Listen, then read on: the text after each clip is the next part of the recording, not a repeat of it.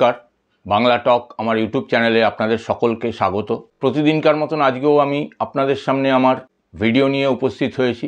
ভিডিওর শুরুতেই অন্যান্য দিনের মতন আজকেও আমার আপনাদের প্রতি আবেদন থাকবে, আপনারা আমার এই চ্যানেলটিকে সাবস্ক্রাইব করুন। আপনাদের গুরুত্বপূর্ণ মতামত আমার ভিডিওর কমেন্ট বক্সে লিখে জানান। ভিডিওগুলো ভালো লাগলে অবশ্যই লাইক করুন এবং শেয়ার করে ছড়িয়ে দিন।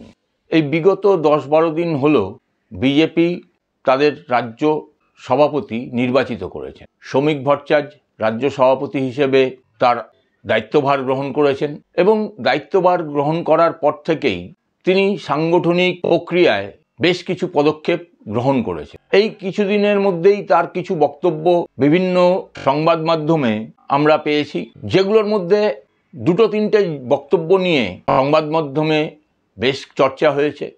তবে একটা জিনিস পরিষ্কার, শ্রমিকবাবু দীর্ঘদিনের রাজনীতিক সুবক্তা, রাজনৈতিক পড়ালেখাটা তার মধ্যে আছে, এ বিষয়ে কোনো সন্দেহ নেই।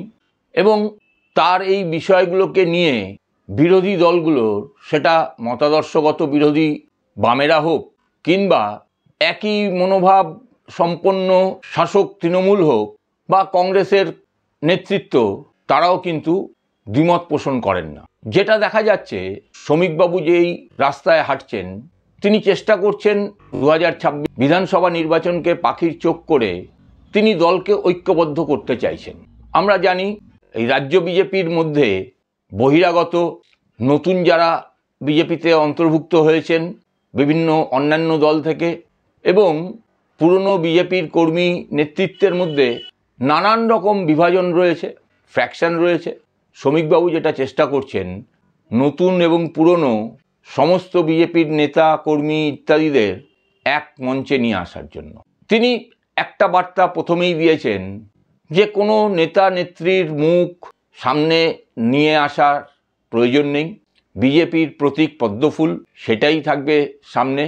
এবং তার সাথে সাথে তিনি যেটা গুরুত্বপূর্ণ যে কাজটা করতে চেয়েছেন, সেটা হচ্ছে এই অতি সম্প্রতি আমরা যেটা দেখছিলাম, বিজেপির প্রাক্তন সভাপতি দিলীপ ঘোষ মহাশয় তিনি একটু বেসুরে গাইতে শুরু করেছিলেন ওই দীঘার কালচারাল সেন্টারে রাজ্য সরকারের নিমন্ত্রণ রক্ষা করতে গিয়ে, এবং তার পরবর্তী সময় তার বিভিন্ন বক্তব্য যেটা বিজেপির সাংগঠনিক দিক থেকে ক্ষতি করছিল ভাবমূর্তিতে, সেই দিলীপবাবুকে নিয়ে তিনি একান্ত কথাবার্তা বললেন এবং তাকে তার প্রাপ্য সম্মান যেটা সেটা দেওয়ার চেষ্টা করলেন।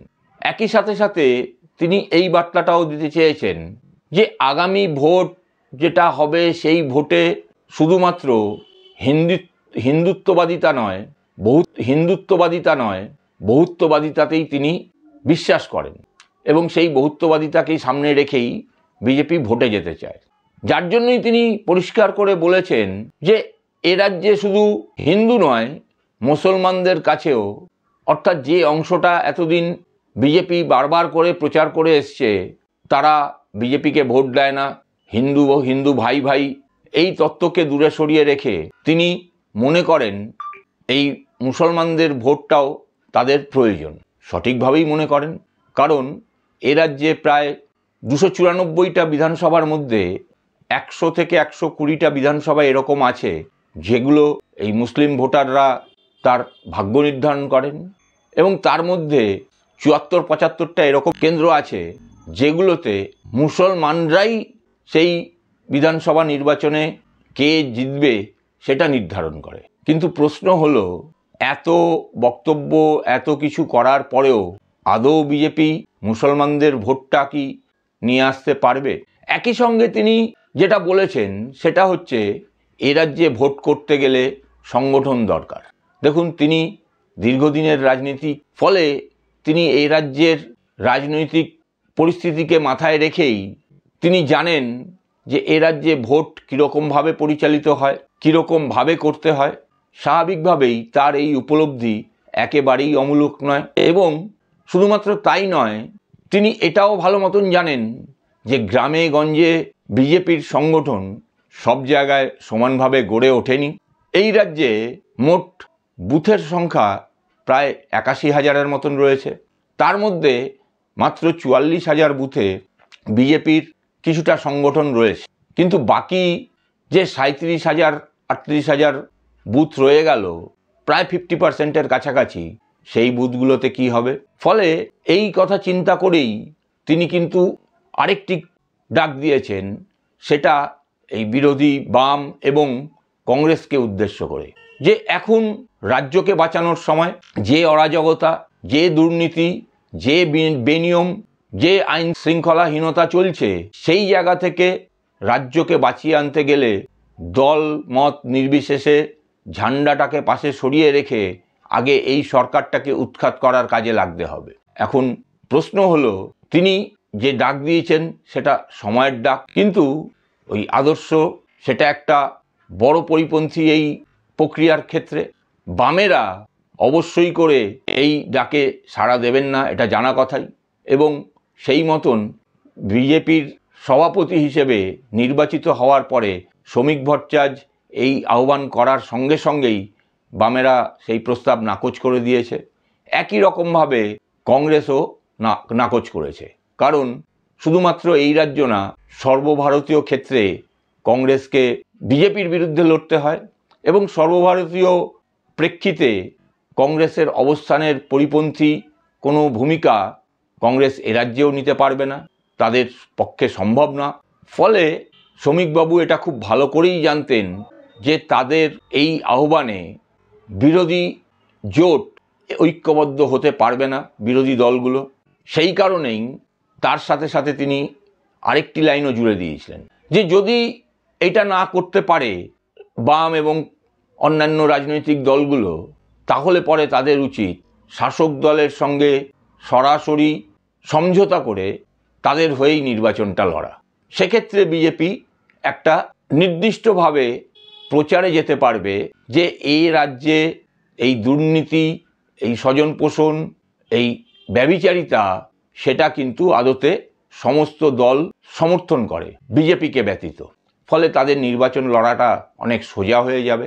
কিন্তু সেই কাজ তো হওয়ার নয়, স্বাভাবিকভাবেই হওয়ার নয়, কারণ প্রত্যেকটি রাজনৈতিক দল তাদের নিজস্ব ভাবধারা, চিন্তাভাবনা, তাদের নিজস্ব সাংগঠনিক দক্ষতায় নির্বাচনে আলাদা আলাদা করে প্রতিদ্বন্দ্বিতা করার অধিকার রয়েছে। ফলে তার এই আবেদন খুব একটা কার্যকারী হবে না। কিন্তু একই সঙ্গে এটাও ঠিক, শ্রমিকবাবু কিন্তু তাত্ত্বিক নেতা, তাকে রাস্তায় নেমে আন্দোলন সংগ্রাম সংগঠিত করা, নেতৃত্ব দেওয়া, সেরকমভাবে কিন্তু আমরা দেখিনি শ্রমিকবাবু কোনো আন্দোলন সংগ্রাম করতে গিয়ে, তার পরিচালনা করতে গিয়ে, নেতৃত্ব দিতে গিয়ে এই রাজ্য সরকারের পুলিশের দ্বারা আক্রান্ত হয়েছেন, অ্যারেস্ট হয়েছেন, লালবাজারে তাকে নিয়ে যাওয়া হয়েছে, তাকে লালবাজারে রাত্রিবাস করতে হয়েছে। এগুলো আমরা কিছুই দেখিনি। স্বাভাবিকভাবেই তার যে এই চিন্তাভাবনা, এই বহুত্ববাদের ভাবনা, হিন্দু মুসলিম সবার ভোটকে তিনি চাইছেন, তিনি যেমন বলছেন তিনি চান একই সঙ্গে দুর্গাপুজোর বিসর্জন এবং মহরমের শোভাযাত্রা হবে, এ কখনো হতে পারে না, এটা বাস্তব না। তিনি সামগ্রিকভাবে হয়তো বিজেপির যে লাইন, হিন্দুত্ববাদী লাইন, সেই লাইনের থেকে কিছুটা সরে এসছেন, কিন্তু এটা ভাবার কোনো কারণ নেই। তিনি এটা বোঝেন না যে এই লাইনে কখনোই বিজেপি নির্বাচনে সাফল্য পেতে পারে না। পাশাপাশি এই যে নানান রকম ইস্যু, এই ইস্যুগুলোকে নিয়ে তারা খুচখাচ কিছু কর্মসূচি, খুচখাচ কিছু আন্দোলন ইত্যাদি করবেন, কিন্তু ভোটের প্রচারের মূল বিষয়বস্তু নিয়ে যেটা আসবেন তারা, সেটা কিন্তু ওই হিন্দুত্ববাদিতাই। ফলে একটা অংশ যেমন প্রচার করতে চাইছে যে শ্রমিক ভট্টাচার্য রাজ্য সভাপতি হওয়ার পরে বিরোধী দলনেতা শুভেন্দু অধিকারীর সঙ্গে তার লাইন মিলছে না, বিষয়টা কিন্তু সেরকম না। তিনি একই সঙ্গে একথাও উল্লেখ করেছেন বা বারবার প্রকাশ করতে চাইছেন যে তার মূল বক্তব্য হচ্ছে, এ রাজ্যের মুসলিমরা যদি মনে করে যে তাদের ভোট ব্যতীত এই সরকারের পতন সম্ভব না, তাহলে সেটা ভুল ভাবছে।